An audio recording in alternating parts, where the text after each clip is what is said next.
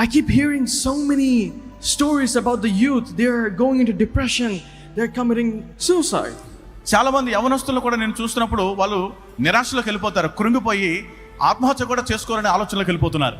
Just because your grades failed, just because your visa was cancelled, just because you did not get the job that you deserve, does not mean you go into depression, does not mean you go into despair.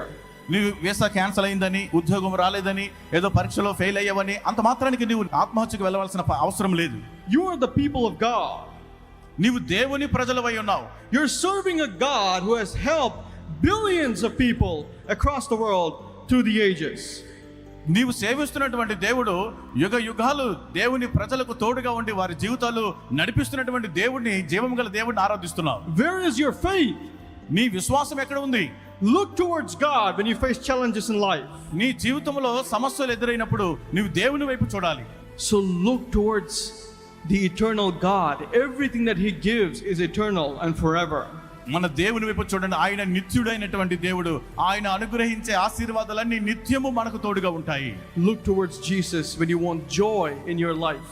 నీ జీవితంలో నీకు సంతోషం, నిత్యమైన సంతోషం కావాలంటే యేసు వైపు చూడండి. When you feel sadness, when you do not know what to do, when you can't ask your own father or mother, your family members to help you, look towards God. నీవు దుఃఖంలో ఉన్నప్పుడు, నిరాశలో ఉన్నప్పుడు, ఏమి చేయాలని తెలియనప్పుడు నీ కుటుంబ సభ్యులను, తల్లిదండ్రులను అడగడానికి ముందుగా దేవుని వైపు నీవు చూడాలి.